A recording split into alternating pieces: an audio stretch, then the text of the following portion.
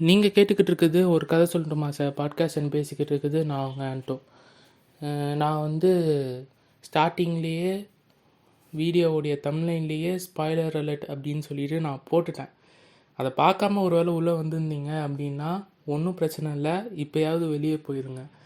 ஏன்னா படத்தில் இருக்கிற ஸ்பாய்லர்லாம் வந்து ஆல்மோஸ்ட் எல்லா இடத்துலையும் ரிலீஸ் ஆகிடுச்சு. அப்படிங்கிறதுனால தான் நானே வேறு வழி இல்லாமல் ஃபார் தி ஃபஸ்ட் டைம் ஒரு படத்துக்கு ஸ்பாய்லர் ரிவ்யூ வந்து நான் கொடுக்க போகிறேன் அப்படின்னு முடிவு பண்ணி இறங்கிட்டேன். இந்த படத்தை வந்து இல்லை நான் சர்ப்ரைஸாக தான் பார்ப்பேன், இன்றைக்கோ இல்லை நாளைக்கோ நான் வந்து டிக்கெட் புக் பண்ணி இந்த படத்தை பார்க்க போகிறேன், சோஷியல் மீடியாலாம் வந்து ஸ்பாய்லர்ஸ் வந்து நான் பார்க்கக்கூடாது அப்படிங்கிறதுக்காக ஒரு 2-3 நாள் அவாய்ட் பண்ணி வச்சுருக்கேன். நான் ஸ்பாயில் பண்ணிக்க விரும்பலை அப்படின்னு நினச்சிங்கன்னா தயவு செஞ்சு இப்போ வெளியே போயிட்டு படம் பார்த்துட்டு வந்து கண்டிப்பாக இந்த ரிவ்யூ பாருங்கள். சரி, ஓகே, நம்ம வந்து இப்போது ரிவ்யூக்குள்ளே போயிருப்போம். இந்த கருப்பு படத்தோடைய ரிவ்யூ சொல்கிறதுக்கு முன்னாடி ஃபஸ்ட்டு நான் ஷேர் பண்ணணும்னு நினைக்கிற ஒரு சில விஷயங்கள் இருக்குது இந்த படத்தோடைய ரிலேட்டடாக தான்.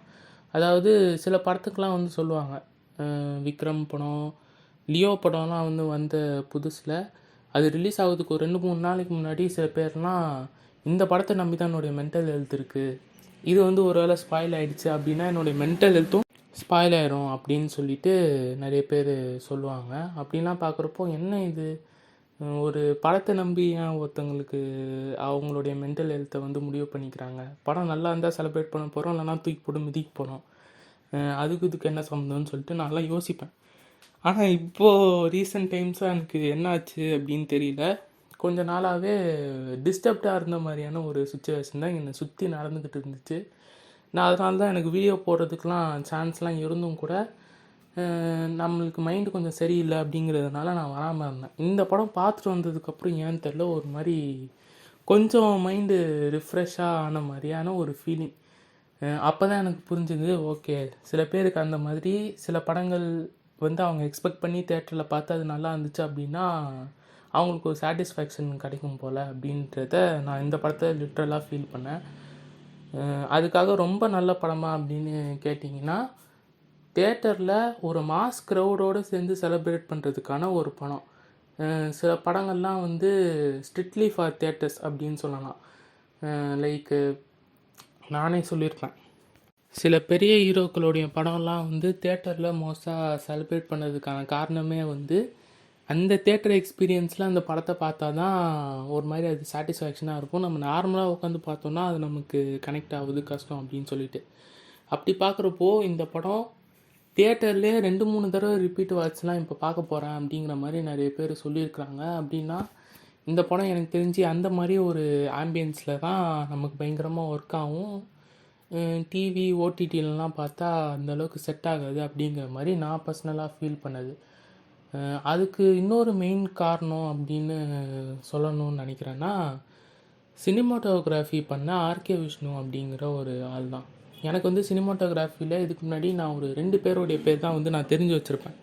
அதில் வந்து ஒருத்தர் ரவிவர்மன், இன்னொருத்தர் வந்து தி லேட் கேவி ஆனந்த். அவங்க 2 பேரும் தான் வந்து தமிழ் இண்டஸ்ட்ரியில் எனக்கு தெரிஞ்சு ரொம்ப கோட்டடான ஒரு சினிமாட்டோகிராஃபர்ஸு. அதுக்கப்புறமா இந்த ஆர்கே விஷ்ணுங்கிற பேர் வந்து நான் இப்போ தான் நோட்டீஸ் பண்ணுறேன். ஆனால் எனக்கு கருப்பு டீசர் வந்துகிட்டு இருந்த டைம்லேருந்து இந்த படம் வந்து விஷுவலாக இதோடைய குவாலிட்டி நல்லா இருக்குது அப்படிங்கிற மாதிரி நான் ஃபீல் பண்ணிகிட்டே இருந்தேன். அது தியேட்டர்லேயும் எனக்கு கிடச்சிது. அது போக நிறைய டிரான்சிஷன் கட்ஸ் எல்லாம் கூட நல்லா இருந்துச்சு. ஸ்பெசிஃபிக்காக சொல்லணுன்னா இந்த இன்டர்வலில் இருக்க ஒரு டிரான்சிஷன் கட்டு, அதெல்லாம் வந்து ஒரு மாதிரி பயங்கரமாக பண்ணியிருந்தாங்க. சில இதெல்லாம் பார்க்குறப்போ சில ஹாலிவுட் படங்கள்லேருந்து சுட்ட மாதிரி கூட உங்களுக்கு தோணலாம். டக்குன்னு அதை பார்த்த உடனே நிறைய படங்களுடைய ஞாபகமும் வரலாம். ஆனால் அதெல்லாம் அவாய்ட் பண்ண முடியாது. இது வந்து பேசிக்காகவே ஒரு ஃபன் அண்ட் என்டர்டெயின்மெண்ட் மூவி அப்படிங்கிறதுனால இவங்க மென்ஷன் பண்ணி எப்படி சொல்கிறது, ரெஃபரன்ஸாக சில விஷயங்கள் வந்து எடுத்திருக்காங்களே, அதையும் தாண்டி நிறைய சீன்ஸ்லாம் பார்க்குறப்போ உங்களுக்கு வெவ்வேறு படங்களுடைய ஞாபகங்களும் வரும். அதனால் இது ஒரு படம்னு சொல்கிறத விட கிட்டத்தட்ட இது ஒரு மேஷப்பு அப்படிங்கிற மாதிரி சொல்லிக்கலாம். ஆனால் அதுக்காக உள்ள கண்டென்ட்டே இருக்காதா அப்படின்னு கேட்டிங்கன்னா இல்லை, ஒரு நல்ல கண்டென்ட்டு ஒரு ஸ்ட்ராங்கான மெசேஜுமே சொல்லியிருக்காங்க. எனக்கு தெரிஞ்சு கோட், ஜிபிஓ மாதிரியான படங்களில் மிஸ் ஆன விஷயம் இதுதான். ஒரு மாஸ் ஹீரோவை வந்து ப்ரைஸ் பண்ணுற மாதிரி படங்கள் எடுக்கலாம், மேஷப்ஸ் பண்ணலாம், ரெஃபரன்ஸ் வைக்கலாம். ஆனால் ஆடியன்ஸுக்கு வந்து டேக் அவே பண்ணுறதுக்கு ஒரு நல்ல ஒன்லைனோ ஒரு நல்ல மெசேஜும் வந்து அந்த படத்தில் இருந்தால் தான் அவங்களுக்கு வந்து அந்த படம் கொடுத்த காசுக்கு சாட்டிஸ்ஃபை ஆன மாதிரி இருக்கும். அப்படி பார்க்குறப்போ நான் முன்னாடி சொன்ன அந்த கோட் ஜிபியு இந்த 2 படத்துலையுமே வந்து மிஸ் ஆன அந்த ஒரு எலமெண்ட் வந்து கருப்பில் இருக்கிறதுனால இது வந்து மேக்ஸிமம் அந்த நெகட்டிவ் ரிவ்யூஸ் கிட்டேருந்து தப்பிச்சதுக்கான ஒரு ரீசன் இதுவாக கூட இருக்கலாம் எனக்கு தெரிஞ்சு. சரி, ஃபஸ்ட்டு எடுத்த உடனே அப்படியே டைவர்ட் ஆகி சினிமாட்டோகிராஃபர் பற்றி பேசியாச்சு. இப்போ நெக்ஸ்ட்டு படத்தில் இருக்க ஒவ்வொரு ஆர்டிஸ்ட் பற்றியும் பேசணும் அப்படின்னு வந்தோம்னா ஃபஸ்ட்டு எடுத்த உடனே சூர்யாவை பற்றி சொல்லிடலாம். ஒரு மனுஷனுக்கு 13 வருஷமாக இருந்த சாபம் ஒரு வழியாக முடிஞ்சு கம்பேக் குத்துறாரு. எனக்கு வந்து படம் பார்த்துட்ருக்கப்போ டக்குன்னு என்ன ஃபீல் ஆச்சுன்னா, இந்த வேலாயுதம் படத்தில் வந்து சந்தானம் வந்து திருடன் ஆயிட்டண்டா அப்படின்னு சொல்லிட்டு ஓட்டை பிரித்து மேலே வரப்போ சூரியன் வந்து நம்ம ஸ்பீட் இருக்கான்ல ஒரு வழியாக பணத்தை அடிச்சிட்டாங்க அப்படின்னு சொல்கிற மாதிரி நம்ம சூர்யா ஒரு வழியாக கம்பேக் குத்துறாருப்பா அப்படின்னு சொல்லிட்டு நான் ஃபீல் பண்ணேன். எத்தனை வருஷம் டிஃப்ரெண்ட்டாக ஸ்டோரி ஓரியன்டாக எவ்வளோ நல்ல படங்கள் பண்ணிகிட்டு இருந்த ஆர்டிஸ்ட்டு. ஒரு டைம்லலாம் கமர்ஷியலுக்குன்னு பேர் போன ஹீரோ தொட்டதெல்லாம் ஹிட்டுங்கிற மாதிரி ஒரு 10 வருஷத்துக்கு முன்னாடி பீக்கில் இருந்தவர் திடீர்னு அங்கேருந்து டக்குன்னு ஒரு டவுன்ஃபாலு. அதுக்கப்புறம் எனக்கு ரெட்ரோ மேலே ஒரு ஹோப் இருந்துச்சு, இந்த படம் கண்டிப்பாக அவருக்கு ஒரு கம்பேக் இருக்கும் அப்படின்னு சொல்லிட்டு. ஏன்னா கார்த்திக் சுப்ராஜ்ன்ற ஒரு டைரக்டர் அந்த படத்தை வந்து எடுக்கிறாரு அப்படின்ன உடனே நான் அதுக்கு மேலே நிறைய எக்ஸ்பெக்டேஷன் வச்சுருந்தேன். பட் அது அந்த அளவுக்கு அவருடைய கம்பேக் மெட்டீரியலாக அந்த படம் இல்லை. அப்படி பார்க்குறப்போ சர்ப்ரைசிங்காக ஆர்ஜே பாலாஜியோட டைரக்ஷனில் வந்து சூர்யாவுடைய கம்பேக் கிடைக்கும் அப்படிங்கிறது யாருமே எக்ஸ்பெக்ட் பண்ணியிருக்க மாட்டோம். பட் அது நடந்துடுச்சு, அதான் உண்மை. நம்ம வந்து ட்ரெய்லர்லேயே நிறைய விஷயம் வந்து ரிவீல் ஆகிடுச்சு. ஆர்ஜே பாலாஜி வந்து கதையை சொல்லிட்டாரு, அதனால் இந்த படம் வந்து அவ்வளோ எக்ஸைட்டிங்காக இருக்காது அப்படின்னு நீங்கள் நினச்சிங்கனாலும் சூர்யாவோட நிறைய போர்ஷன்ஸ் வந்து ட்ரெய்லரில் ரிவீல் ஆகாத நிறைய விஷயம் நான் வந்து தியேட்டரில் பார்த்தேன். குறிப்பாக சொல்லப்போனால் 2-3 லுக்ஸு அதை கூட ட்ரெய்லரோடைய லாஸ்ட்டில் சின்னதாக டீஸ் பண்ணியிருப்பாங்க அப்படின்னாலும் இந்த படத்தில் அதை தாண்டி நிறைய லுக்ஸு அரை மணி நேரத்துக்கு ஒரு தடவை ஒவ்வொரு கேமியோ லுக்காக சூர்யாவே வேறு லுக்கில் வந்துக்கிட்டு இருப்பார். அதெல்லாம் பார்க்குறப்போ ஒரு மாதிரி நல்லாயிருக்கும், செம்ம என்ஜாய்மெண்ட்டாக இருக்கும். லிட்ரலாக வந்து இது ஒரு சூர்யாஸ் வெர்ஷன் ஆஃப் ஜிபியுங்கிற மாதிரி தான் ஃபீல் ஆகும் சூர்யா இந்த படத்துக்குள்ளே வந்ததுக்கப்புறம். ஆனால் அது நல்லா தான் இருந்துச்சு. அடுத்தது த்ரிஷா. அவங்கள பற்றி பெருசாக சொல்கிறதுக்கும் ஒன்றும் இல்லை. ஏன்னா கதையிலே வந்து அவங்களுக்கு இம்பார்ட்டன்ஸ் கொடுக்கணும் அப்படிங்கிறதுக்காக 2-3 இடங்களில் வந்து அவங்களுக்கான ஸ்க்ரீன் ஸ்பேஸ் வந்து கொடுத்துருக்காங்க. அப்படி கொடுத்தாலும் ஸ்க்ரீனில் ஒரு தடவை வரப்போவும் நல்லா வேகமாக போயிட்டுருக்க ஒரு வண்டிக்கு திடீர்னு நடுவில் ஸ்பீட் பிரேக்கர் வந்து எப்படி இருக்குமோ அந்த மாதிரி குறுக்க வந்துடுறாங்களோ அப்படிங்கிற மாதிரியான ஒரு ஃபீல் தான் இருக்குது. அவங்க வரப்போலாம் என்னால் ஒரு லேகை ஃபீல் பண்ண முடியுது, அது ஏன்னு தெரில. படத்தில் இருக்க சில மிஸ்டேக்ஸில் வந்து லிப்ஸிங்க்கு ஆகாமல் போகிறதும் ஒரு பெரிய மிஸ்டேக் தான். அது வந்து மேக்ஸிமம் சீன்ஸ் வந்து த்ரிஷாவுக்கு தான் வந்து லிப்ஸிங்க்கு நிறைய ஆகாமல் போகிறது அப்படிங்கிறதுனாலையும் அவங்க வர சீன்லாம் வந்து எனக்கு பெருசாக கனெக்டே ஆகலை. அது வந்து படத்தை பெரிய விதத்தில் பாதிக்கலை அப்படிங்கிறதுனால அவங்கள அப்படியே ஒமிட் பண்ணுறோம். அடுத்தது ஆர்ஜே பாலாஜி வந்து இந்த படத்தில் 2 ரோல் பண்ணியிருக்காரு. ஆக்சுவலாக படத்துலேயே 2 கேரக்டர் நடிச்சிருக்காரு. அது தவிர நான் ரோல்னு சொன்னது வந்து ஒன்று இந்த படத்தில் வில்லனாக பண்ணியிருக்கிறது, இன்னொன்று இந்த படத்தை டைரக்ட் பண்ணியிருக்கிறது. இந்த படத்தை டைரக்ட் பண்ணியிருக்கிறதுன்ற விதத்தில் பார்த்தா ஒரு பழைய கேடிவி படத்துடைய மார்ஸ் கமர்ஷியல் எலமெண்ட்டை வந்து இந்த படத்தில் கொண்டு வந்தது எனக்கு ரொம்ப பிடிச்சிருந்துச்சு. நான் லாஸ்ட்டாக வந்து மദ്രാசி படத்துக்கு அந்த மாதிரி தான் நான் சொல்லியிருந்தேன்னு நினைக்கிறேன். இது வந்து பெருசாக லாஜிக்லாம் இல்லாமல் ஒரு கேடிவி படம் மாதிரி இருக்கும் அப்படின்னு சொல்லிட்டு. ஆனால் அது பெரிய லெவலில் வந்து நம்மளை சாட்டிஸ்ஃபை பண்ண மாதிரி இல்லை. ஆனால் இந்த படம் வந்து அந்த மாதிரி ஒரு எலமெண்ட்ஸை வச்சு படம் எடுத்து அதில் சூர்யா வேறு உள்ளே கொண்டு வந்ததுங்கிறது ஒரு ஸ்மார்ட் மூவ். அவருடைய கம்பேக்குக்கும் இந்த எலமெண்ட்ஸுக்கும் ரொம்ப பக்காவாக சூட் ஆயிடுச்சு. ஒரு டைரக்டராக அந்த இடத்துல ஒரு நல்ல டிசிஷன் எடுத்திருக்காரு அப்படின்னு நினைக்கலாம். அதுக்கப்புறம் ஒரு வில்லனாக பார்க்கணும் அப்படின்னு பார்த்தோன்னா நிறைய இடத்துல அவருக்கான ஸ்க்ரீன் ஸ்பேஸு டைரக்டருங்கிறதுனால அவரே கொடுத்துருக்காரு. சூர்யாவுக்கு வில்லனாக பண்ணணும் ஃபஸ்ட் டைமாக, அதுவும் இத்தனை நாளாக ஒரு காமெடியன் ஹீரோன்னு பண்ணிக்கிட்டு இருந்த ஒரு ஆள் டக்குன்னு வில்லனாக ஒரு கேரக்டர் பண்ணணும் அப்படின்னு உடனே அந்த கேரக்டர் கனெக்ட் ஆகணும் அப்படிங்கிறதுக்காக சில ஸ்க்ரீன் டைம் வந்து இவர் எடுத்திருக்காரு. அது எந்த அளவுக்குன்னா சூர்யாவோடவும் அதிகமான ஸ்க்ரீன் டைம் வந்து ஆர்ஜே பாலாஜிக்கு தான்.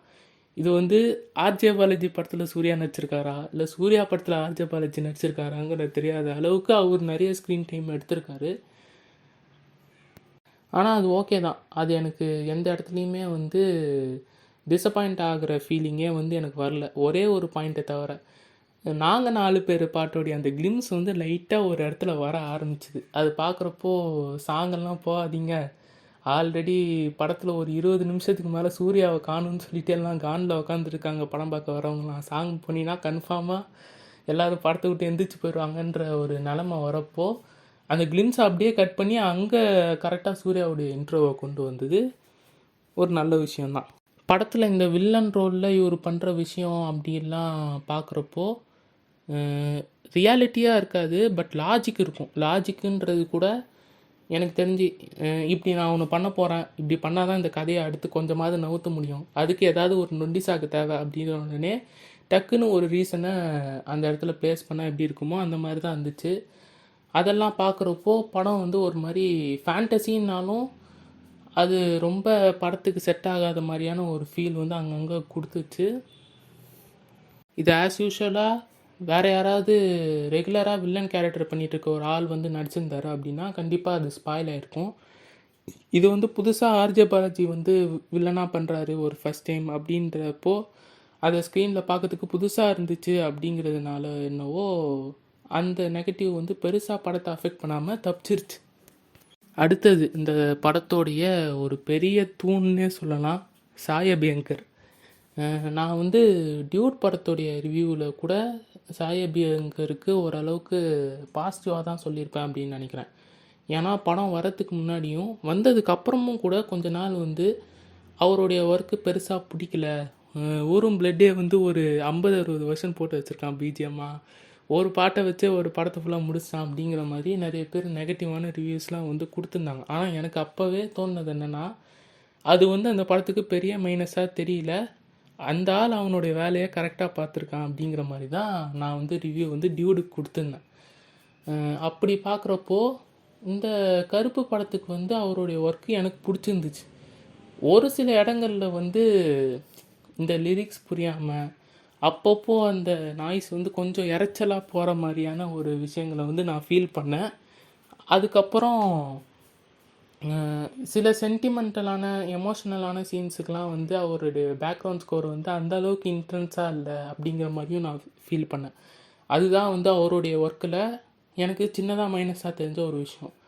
ஆனால் படத்தோடைய முக்கியமான போர்ஷன்ஸுன்னு சொல்லப்படக்கூடிய இன்டர்வல் அண்டு கிளைமேக்ஸை வந்து லிட்ரலாக சாய் அபியங்கர் தான் வந்து அந்த படத்தை லிஃப்ட் பண்ணியிருக்காரு அப்படிங்கிற மாதிரி எனக்கு ரொம்ப ஸ்ட்ராங்காக தோணுச்சு. இன்டர்வலில் வர அந்த வெரப்பா சாங் போர்ஷனாக ஆகட்டும், அதுக்கப்புறமா எண்டில் வந்து கருப்பு கூடவாங்கிற அந்த பாட்டு, அதுக்கு எண்டில் வந்து ராஜராசனை ஆட் பண்ணி விட்டது. இத்தனை நாளாக வந்து யூடியூப்பில் லவ் ஆல்பம்ஸ்லாம் ரிலீஸ் பண்ணிகிட்ருக்கான் டியூடு, வந்து ஃபுல்லாக ஒரு லவ் படம் அதனால் போட்டார். இவரெலாம் வந்து எப்படி ஒரு சூர்யா படத்துக்கு ஒரு கமர்ஷியலான படத்துக்கு வந்து மாஸ் பிஜிஎம்மு சாங்ஸ் எல்லாம் போடுவார் அப்படிங்கிற ஒரு டவுட் வந்து எனக்கு இருந்துச்சு. அது வந்து இந்த படம் பார்த்ததுக்கப்புறம் பரவாயில்ல, பையன் ஏதோ ஒன்று புதுசாக ட்ரை பண்ணுறான் அப்படிங்கிற மாதிரி அவருடைய ஒர்க் வந்து எனக்கு பிடிக்க ஆரம்பிச்சிச்சு.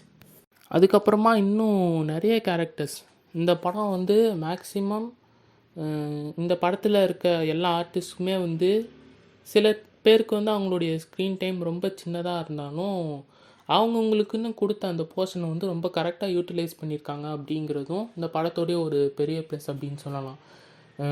கேரளாலேருந்து 2 ஆக்டர்ஸ் நடிக்க வந்திருக்காங்க. ஒருத்தர் வந்து இந்திரன் அப்படின்னு சொல்லிட்டு ஒரு வயசான ஆக்டர், ஒருத்தர் மலையாளியில். அவர் வந்து நான் ஹோம் அப்படின்னு சொல்லிட்டு ஒரு படத்தில் இதுக்கு முன்னாடி பார்த்துருந்தேன். அந்த படம் மட்டும்தான் எனக்கு அவர் நடித்தது தெரியும். அதுக்கப்புறமா நான் இதில் தான் பார்க்குறேன். அவருடைய பர்ஃபார்மன்ஸ் வந்து இந்த படத்தில் எனக்கு ரொம்ப பிடிச்சிருந்துச்சு.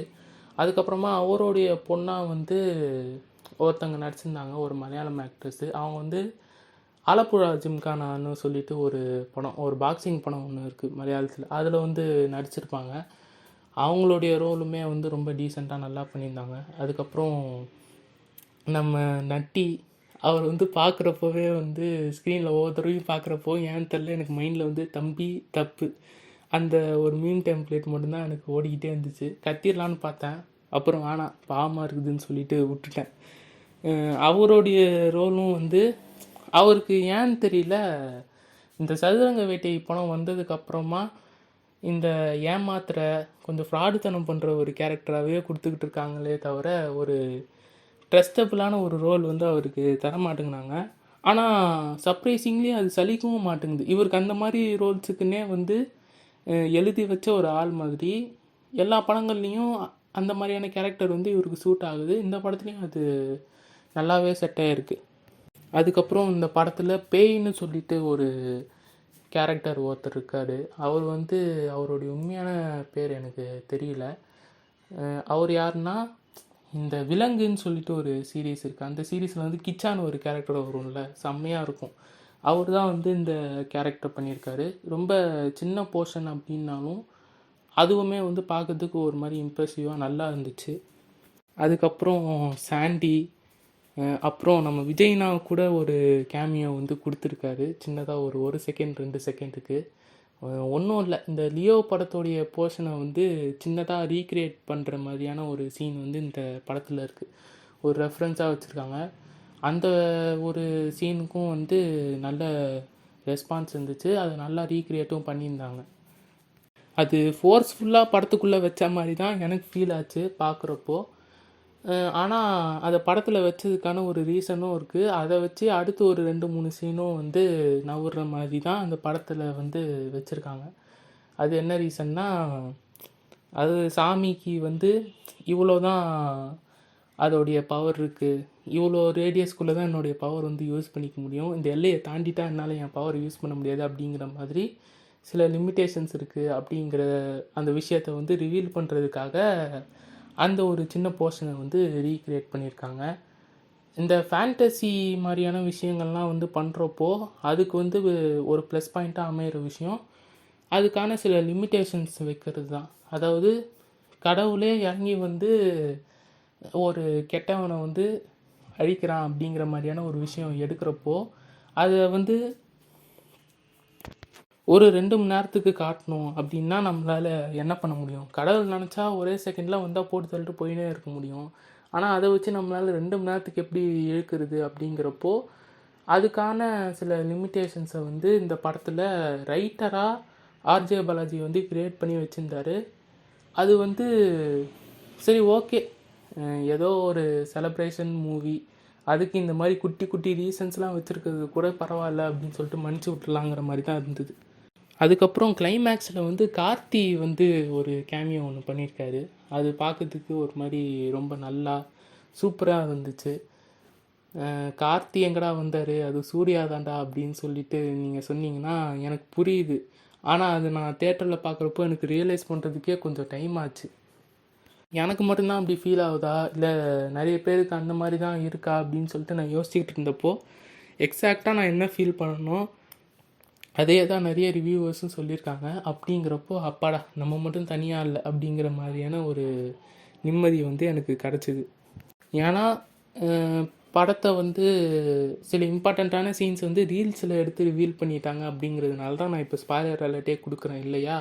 அப்படிங்கிறப்போ நான் சொன்னேன்ல, இந்த கிளைமேக்ஸில் வந்து ஒரு சூர்யா ஒரு கெட்டப் போட்டு ஆடுற போர்ஷன் பார்க்கறதுக்கு கார்த்தி மாதிரி இருந்துச்சு, ஆனால் அது அவர் இல்லை, ஆனால் அந்த போர்ஷன் பார்க்கறதுக்கு ரொம்ப நல்லா இருந்துச்சு அப்படின்னு.